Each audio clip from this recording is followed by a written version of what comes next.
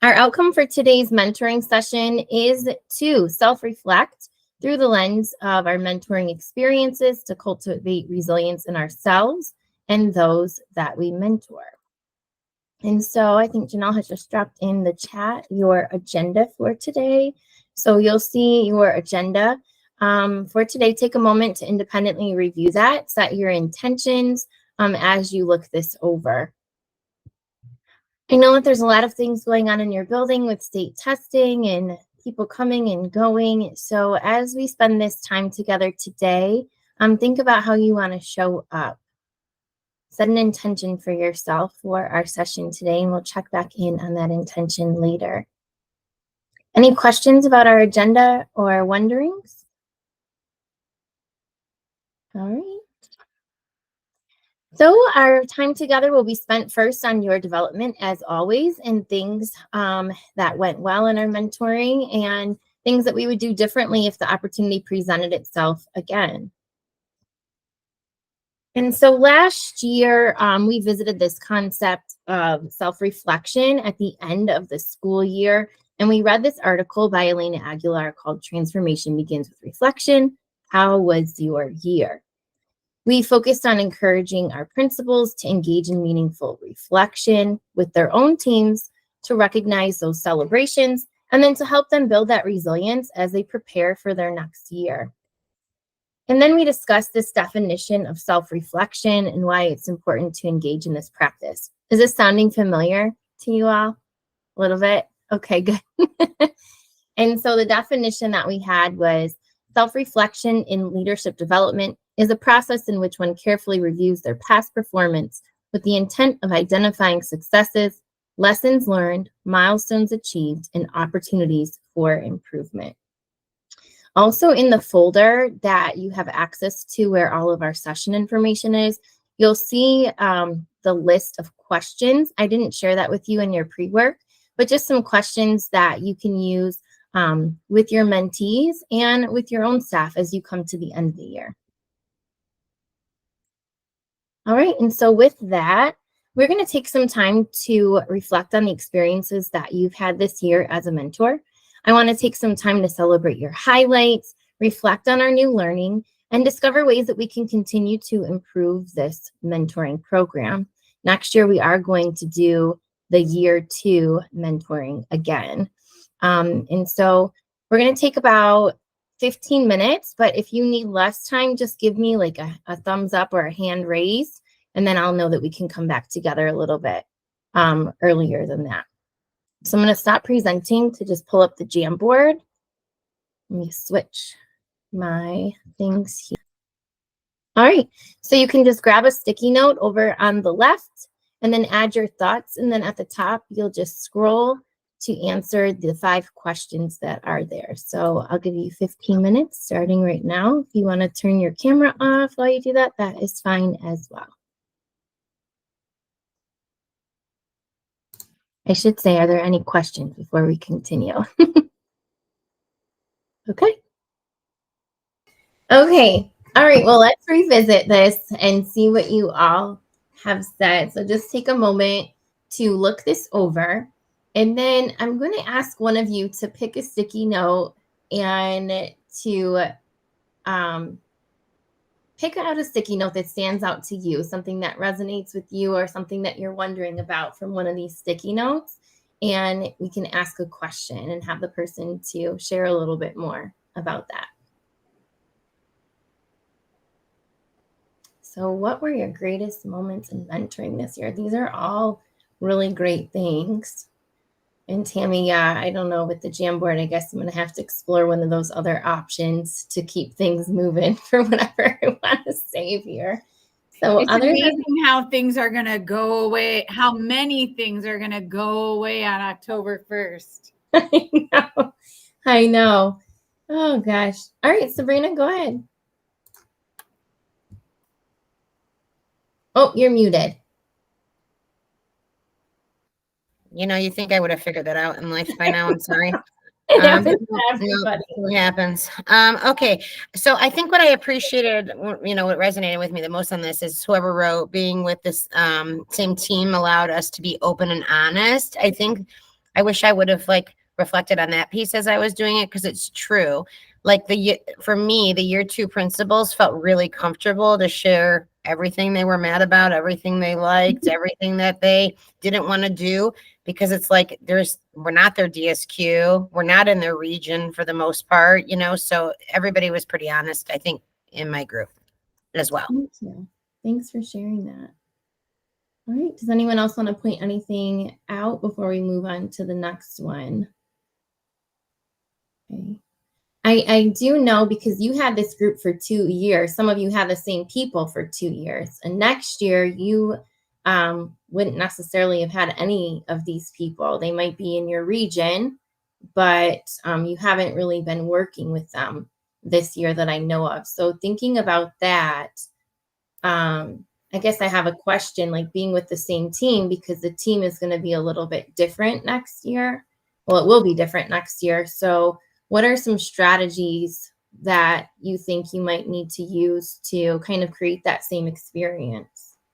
I wonder if you don't take your year 1 mentors and move them up with your year 2 people and take us back to year 1, so that we stay with our same people for 2 years. Well, I appreciate that, but this group that's coming up, they didn't have a mentor this year. Oh. They only had their NPA coach. So this is our kind of like test year to see how that's going. Because we did have some people who kind of felt overwhelmed with the amount of people, like with the amount of support. So we decided to try this out next year. So it's not the same situation. So that being said, yeah. I mean, I had one of my people was the same from last year, but 2 are brand new. And so I've had that experience right now with building that relational capacity.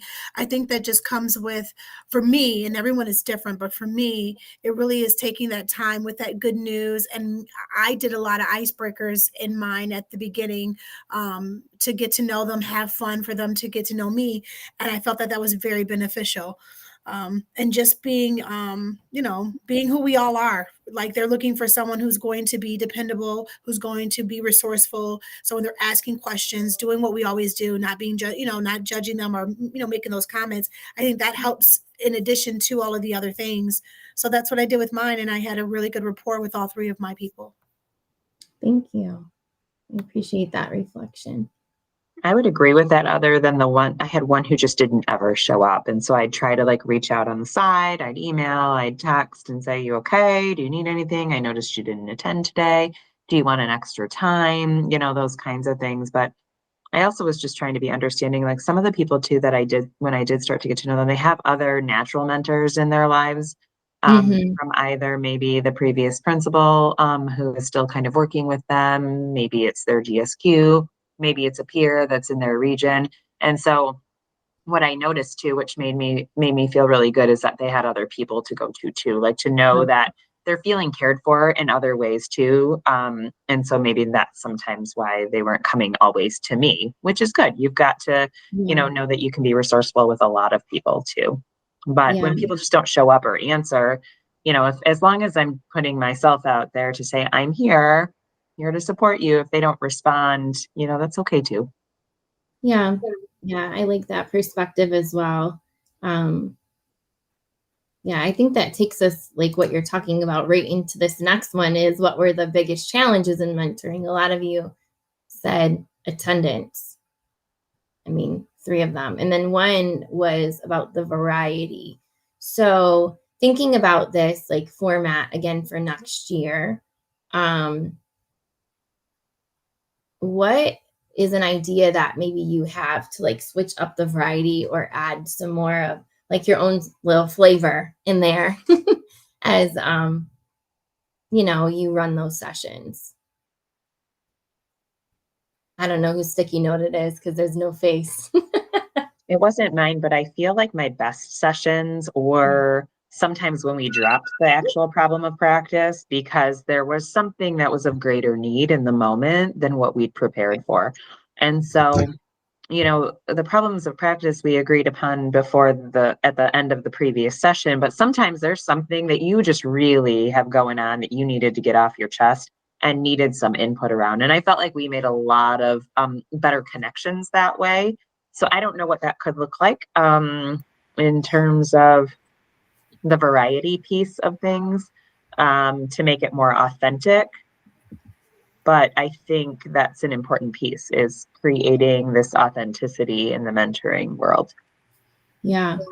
Right. I changed it up because I just couldn't take doing the same type of thing every time. They weren't like buying into it the whole time after a Okay. while. So, I mean, eventually, I didn't even use those PowerPoints. I did other things, to kind of keep us moving, or had them send me some things ahead of time that they wanted to talk about.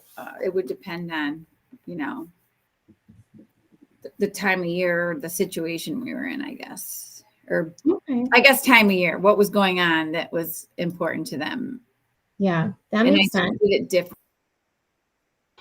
I think, yeah, I agree with you, Tammy. I followed the PowerPoint, but I think the biggest thing for my people where they just didn't feel like they could do what we were saying the problem of practice was. Like, for example, like one of our problem of practices is like, okay, how do you carve in time to effectively coach your deans? So, me and one out of the four, have these solutions and ideas, and the other three were legit like, I can't do that. Like, it's not going to happen. There's no time. So I think the resistance about what the topic we picked was also a road barrier. I mean, we got through it. I don't want to make it sound like this was a terrible experience. It wasn't at all. It was good. It was just the mindset from my people specifically was like, I just can't do any of that. And like, then it was like, okay, can you try one thing? And we'll talk about it next month. What you do to coach your deans or your teachers. Can you just try one thing? And then the next month I'd ask and they'd be like, didn't do it. Because there's no accountability to that, right? I think that was the missing piece. Like, I can't hold them accountable. So, I can just ask the question. Although I had 2 DSQs call me this year, which has never happened before, and Janelle actually too. So I thought that was good to get some feedback on them. Okay. Yeah, so maybe that looks like me somehow getting information to the DSQs to do a check-in and sharing like attendance with them, just to say like what's going on, still keeping like their issues or challenges, private, unless it's like an emergency, right? So that they have that trust with you all. But yeah, maybe getting them involved a little bit more could help some of the things that you're talking about, attendance or topics or things to try. I also, like with the attendance piece, noticed that talking about like surveying your team for the best time of the day to meet. So that's something that we can consider as well. Maybe you guys can have like your first meeting and ask them what time of day works best, and then I can get the invites out. Tammy, did you want to add something? Yeah, I just, 10 o'clock, I don't remember what time, was it 10 o'clock? 10 o'clock is like the time of day when all the crap from the morning has piled up and you're thinking about the stuff for the afternoon. So that's when a lot of people get like tied up. So, letting them pick if morning's better for them, maybe 4 o'clock's better for them, who knows? But just kind of giving them that option, because I always find that 10 o'clock meeting is one of the 10, 11 are one of the hardest ones for people to make. Okay. That's great. The only thing that we do have to consider when we have people from like Colorado in that is they're on a time difference. So just trying to make it like a reasonable time for them as well. But otherwise, I think that's something that we could definitely do for next year. All right, well, let's move on. How does the coaching of your deans differ from the mentoring of your year 2 principals? So take a moment just to review these. I mean, the biggest thing for me is that we see our deans every day. I mean, so we see the natural things. And I find that you don't know what you don't know. So they might know that what they're not doing well in, and we're not like seeing them regularly. So it's hard for us to give that kind of feedback. They have to be willing and able to self-reflect. Mm-hmm. Do you think that they all know how to do that self-reflection? So that might be a skill that we need to develop a little bit earlier with them so that they're able to share those things.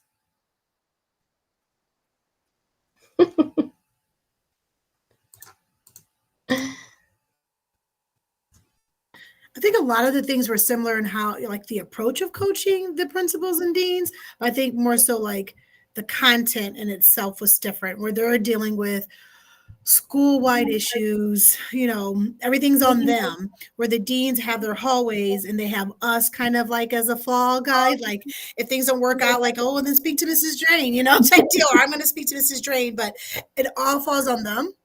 That huge load. So I think that was kind of the difference. But I feel like my coaching style and approach is pretty much what was the same.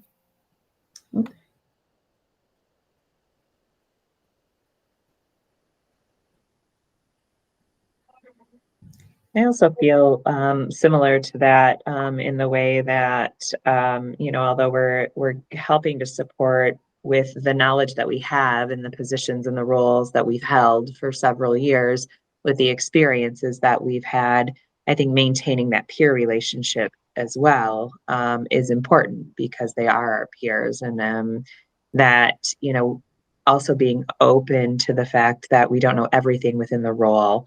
But similar to what Tammy and Giovanna were saying, there are some similarities, but we're talking really about different things. Mm-hmm. Yeah. Yeah.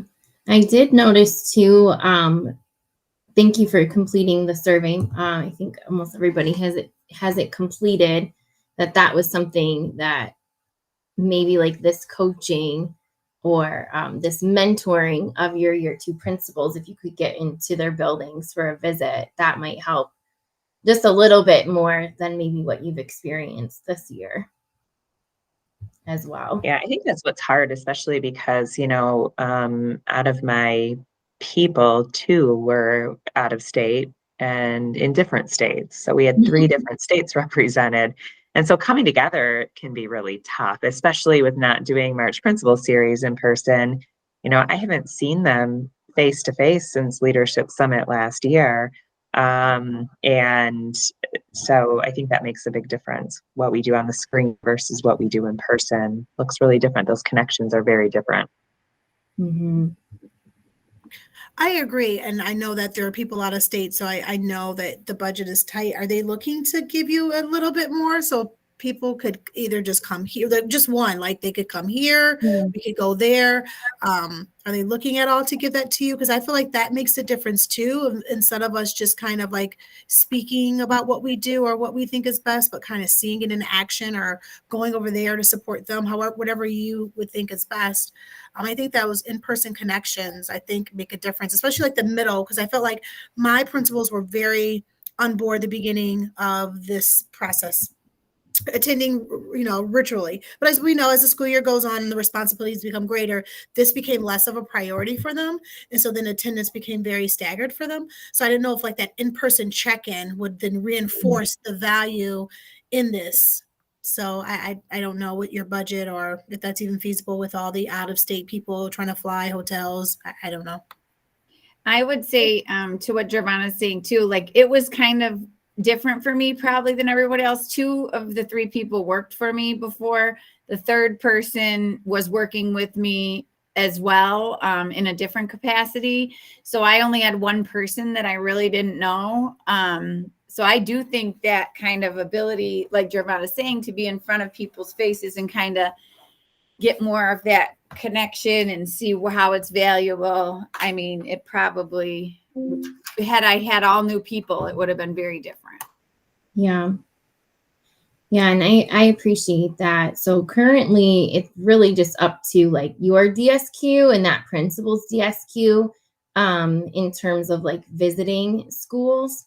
And it would come out of like your school budget. So like Tammy, Tammy's a floater. So let me say Giovanna. So if Giovanna was to go visit one of her people, then that would come out of like your school's budget for the travel. Couldn't it come out of their school's budget as a part of their professional development? Because they have a professional development PD, which they can also put in their title or anywhere else. So if they're a second year principal, could they could they set aside a certain amount of funds in their title or wherever professional development towards their professional development, which would be us. Well, I'm going to leave that to, the finance people to Right, answer. but can we suggest, I'm right, I understand. Yeah. I'm not asking Yeah. you to answer. I'm more giving it as a suggestion. Can we, say if this is the program we're going to do, can we get, that automatically set aside? Yeah, I didn't expect you to answer. And I understand what Tammy's saying too. I'm just wondering from you and Janelle's standpoint, like, I'm okay with putting it for my budget. Like, that's not a big deal to me. I always have extra money. I'm more concerned, like, if this is could this be an expectation? And you don't have to answer it right now. Like, this is not something you can answer. You have to talk to a lot of people. I know it's bigger than you. But could this be an expectation? Because if it's not, then again, it will be a low priority of like, oh, here's another visitor, or now I've got to leave my building. But could it be an expectation? The funding, I will figure out. You don't have to figure that out for me. Just say, Giovanna, it's on you or it's on the principal. You got, but I just want to know if that could be, and you don't need to answer, just throwing that in there. I really like these ideas. I think they're great. That's why you all have been selected, right? And that's why we're asking for this feedback. So these are definitely things that I will bring up before we get the second season of this going. So I appreciate that. Great topics. All right.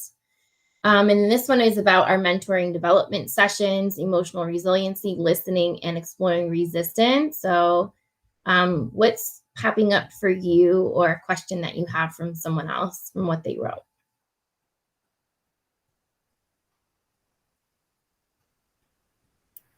I mean, the only way we could truly judge if they were growing is by what they told us. So that's what came out of it. So it's hard to say how much they grew. Like, I'm not looking at their academic data. I'm not looking at their parent complaints. I'm not looking at their Glint surveys. And those were all things that would help show me if they've grown. So, I believe they've grown based on what I know. I don't know much, but what they tell me. Well, I actually do, but everybody doesn't because I work with them in a different capacity as well. Right. So of these topics, like, did one of these come up more than others for you in terms of like them growing in a particular area in one of these particular areas, or what were you finding? This is just open to everybody. I feel like mine definitely grew in the area of emotional resiliency. The roles that you play in year 2, you have this idea that going into your second year as a principal, that things are just going to be so much easier because your first year is just such a roller coaster ride. And oftentimes I think what year 2 principals didn't realize is that year 2 is really difficult as well. As you're navigating the things that you now know are going to come at you, but still trying to grow yourself. And so we explored that quite a bit, I felt like, and I saw a lot of growth in the areas of just the emotions that can come your way and how to really care for yourself so that you can become more emotionally resilient through the challenges. That's great. Yeah, I mean, I wrote on there, we covered it, but we didn't necessarily bucket it under these words. So what I thought, like, a good suggestion is, if that's what we want to do, if we want to make sure they understand the connection, then our PowerPoint should align to it. So our problem of practice, perhaps we should choose one that aligns to emotional resilience, because there's still a problem with that, right? I just wondering if we could like streamline that a little bit more, or make it a separate slide to at least like make sure we touch on it. I mean, I did it in an informal way, I believe, but I don't think I could have done it better if I would have kept it on my slide or made sure things were aligned. Yeah, that makes sense. Yeah. And our mentoring sessions, like the ones that we're having today, are really just about like developing you so that when you see these things coming up, that you can continue to support them. But these are all really good skills for them to know and to utilize in their role. And I was answering the wrong slide. So I just want to say also, it because I can't see that, so I gotta have it pulled up here. Okay. I would say the listening piece, a good a thing I noticed about two of my principals where they stopped saying, I do that, I do that, I do that. And so they started listening to other people's ideas and listening to one another to come up with better ideas. So I thought that was good. And the support they gave each other when someone was having trouble, like that positive support that they were giving each other was good. It improved. Thank you. I was wondering if you were what was a little the next slide, but that's okay. Who knows with me someday? I like that. Who knows? I just march to the beat of my own drum some days, not on purpose. I think we all do that. I think we all do that. All right. And so this is about the evidence of your growth, like as a mentor with your two principals. Tammy, you are cracking me up today. Yeah, so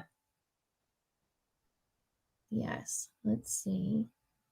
So this is, I mean, once again, I answered about them, not me. Yeah, I think like everybody maybe answered about them, about your year two principal rather than yourself.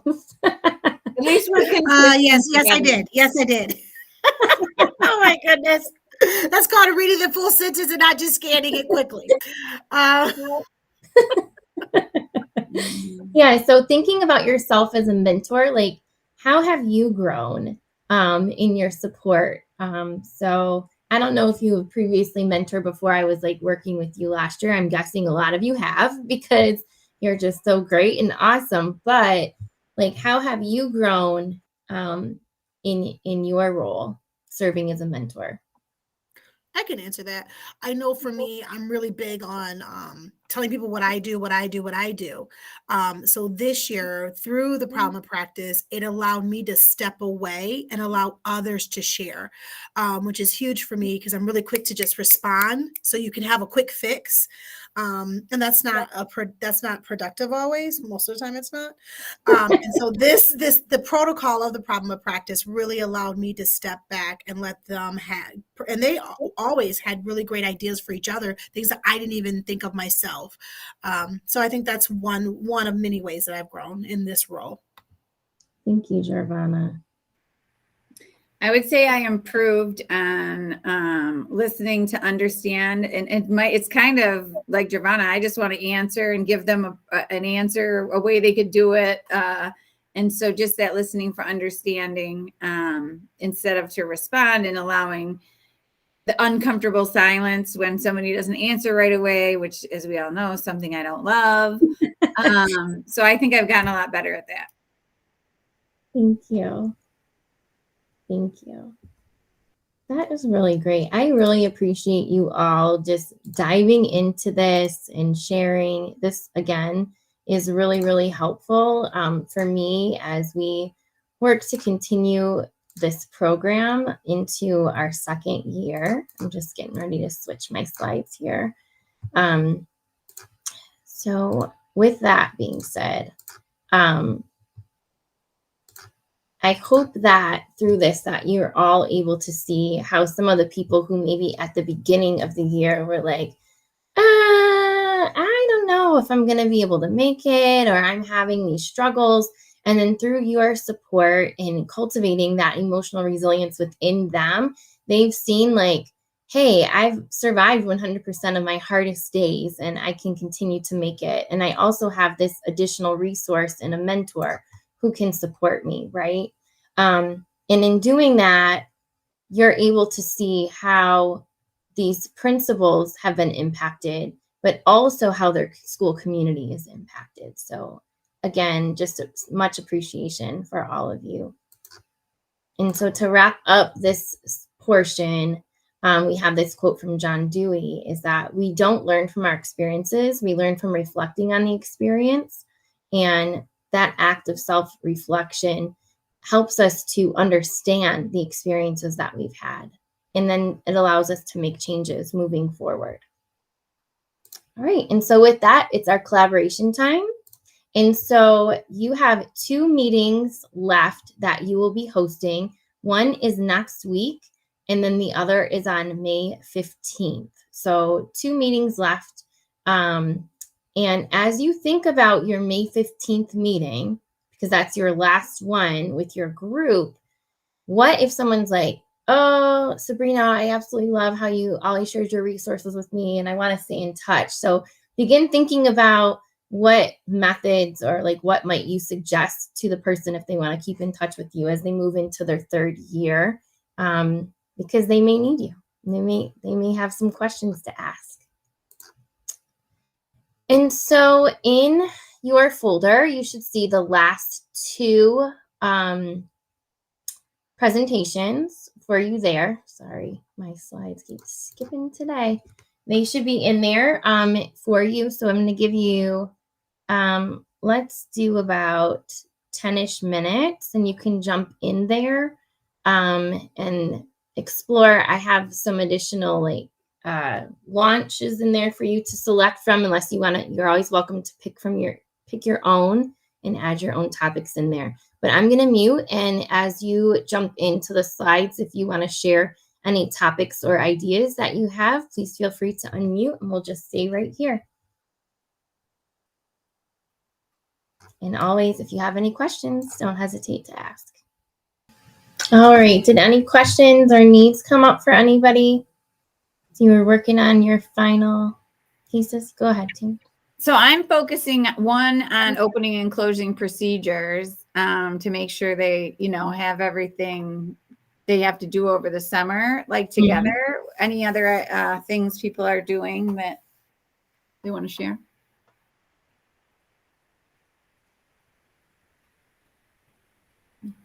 Sharing today. I was going to do something around like where you're at with preparing for the 24-25 school year, and what's the biggest challenge that you're facing right now as you're thinking ahead to the preparations.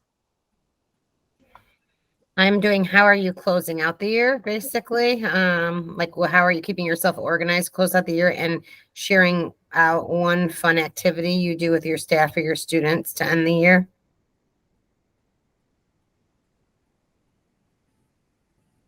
Giovanna, do you have anything you want to add? I'm doing pretty much the same. Sorry, I didn't want to say the same thing, but yeah, I am. I'm going to start off like with, oh God, I can't even think, my mind is going dead, but just kind of going through all of those end of the year tasks, not just necessarily at a school level, but like an NHA level.